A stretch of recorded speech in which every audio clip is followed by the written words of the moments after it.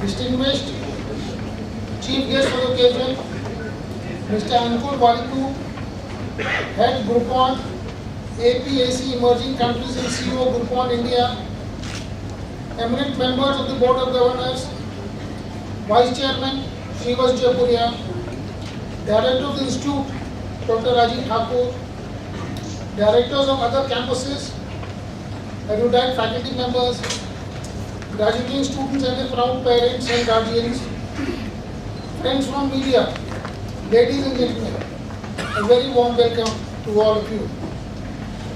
It is my honor to extend heartiest greetings and warm welcome on behalf of the Board of Governors and Faculty of Jaipuria Institute of Management to our Chief Guest, Mr. Ankur Waliku, on the 8th Convocation Day of Jaipuria Institute of Management, Noida.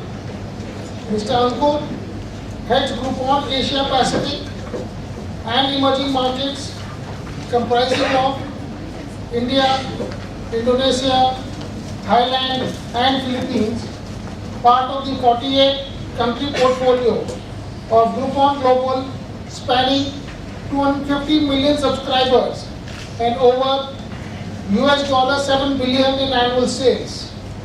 Mr. Ankur is the CEO of the Indian operation since 2011. Post his MBA in 2006, Mr. Ankur was a management consultant with A.T. Kearney for 3 years and worked in Delhi, Dubai, New York during that time. I extend my personal greetings and welcome to all of you for gracing the occasion by a benign presence here at Jaipuria Institute of Management, Noida. Jaipuria legacy of education began in the year 1945 with the establishment of Jaipuria College in Calcutta. Today, 69 years after its inception, the House of Jaipuria has been delivering superior quality education consistently. It is this unique heritage spanning 7 decades and 4 generations that sets us apart from other educational institutes.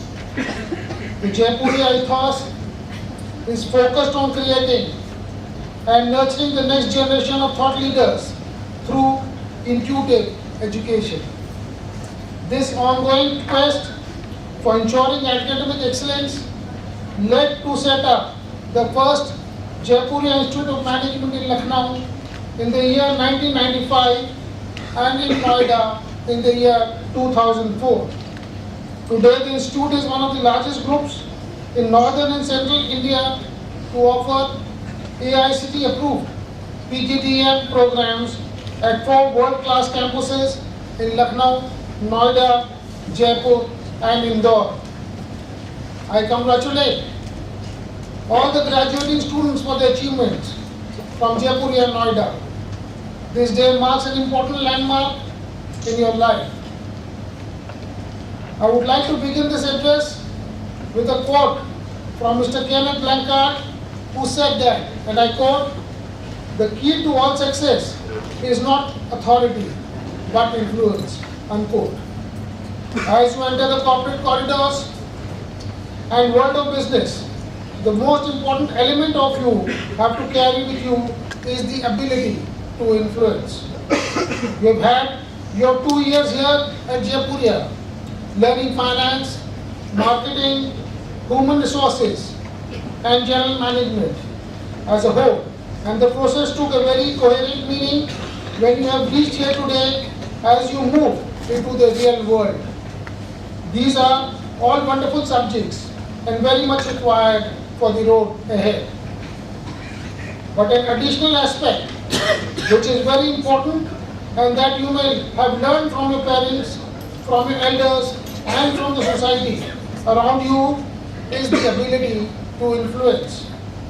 Influence change, influence growth, influence positivity, influence hope of better times and better days.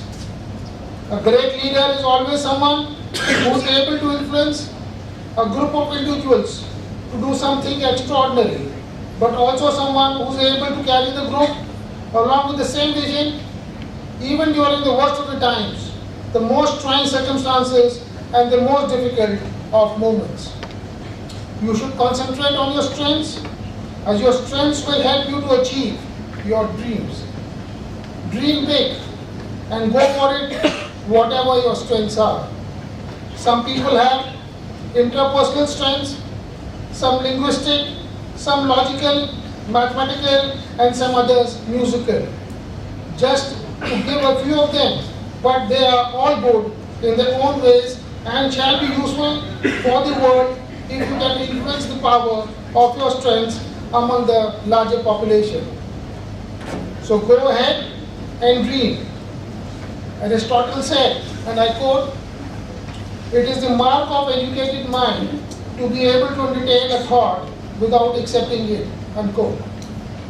The ability to process a thought by gathering all the insights on the matter, but yet not accept it and consider it as learning is the greatest skill.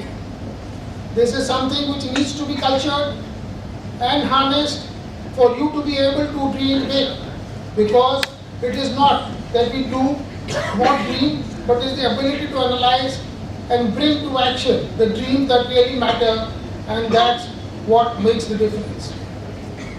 In the complex world, we must use an adaptive, experimental approach to succeed. The more complex and elusive our problems are, the more effective trials and error becomes. We can't begin to predict whether our great ideas will actually sink or swim once it's out there in the real world.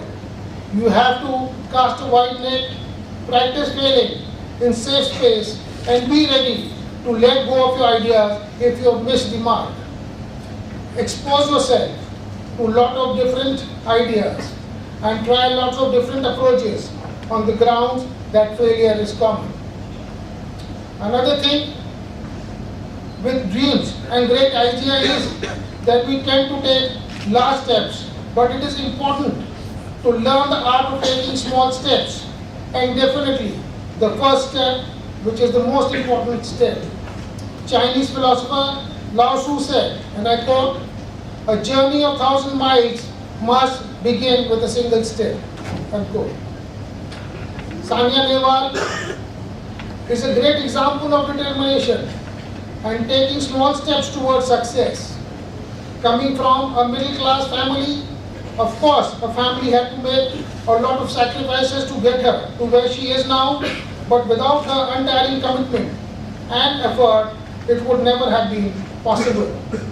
The best thing I have read about her is the time that she spent learning the small express through a very tight and vigorous training program, which she followed all throughout the period of the growing years. I believe that she used to spend over 10 hours in training and always used to ask the right questions to her mentor and guides so that she could become better each day. Our Honorable Prime Minister, Mr. Narendra Modi, is another wonderful example of what a person can achieve if he has to dream and take small, evident and rational steps. Mr. Modi, as we all know, started off in the early days selling tea in the city of Ahmedabad. He joined the RSS and slowly started to improve his ability to read, understand and assimilate all that reading into the philosophy which he wanted for India to ignite towards growth. It led Gujarat to a state of development that was talked about across the country. And then when he entered the election fray for the just concluded polls, he took small decisive steps and gave the country hope for a better future, and thus won the election. It was not a massive jump into public consciousness, but a very well-developed plan with small measured steps and a chart of action which you see today as our Prime Minister. Both of them added each small step to the hundreds of thousands of small steps. But if they might have chosen not to take the first step, they might have stopped at any point along the way. that would be meant that they would not be gotten to their destination. You have to understand that there would always be obstacles along the way, but with each small step, they will be overcome. There would be frustrations, fear, and uncertainties, but with each small step, they shall be crushed, and you shall achieve your goal. There shall be hardships and danger, but with each small step and focus on the desired destination, it shall be conquered. So, you see, success is not a mystery. It takes only one small step at a time to succeed. Remember, the hardships and dangers along the way are just like discomforts that happens for you to become a great human being.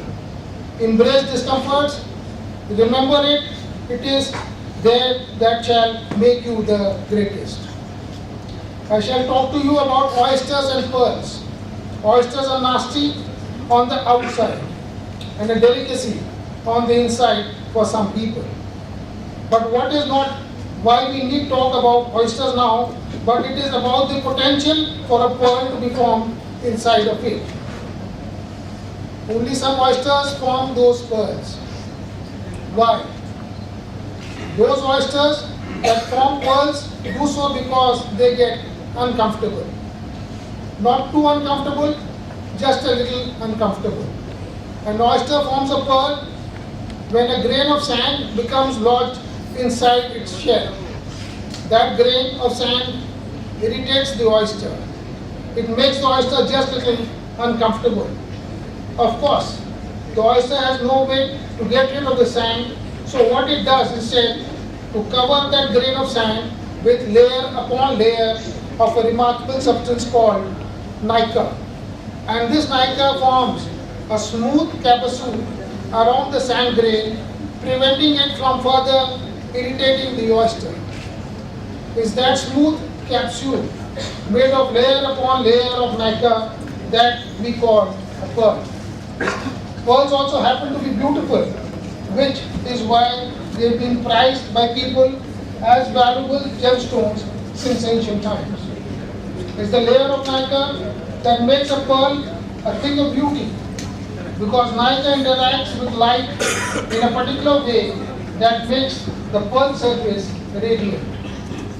And this all comes about because a grain of sand and an oyster just a little uncomfortable.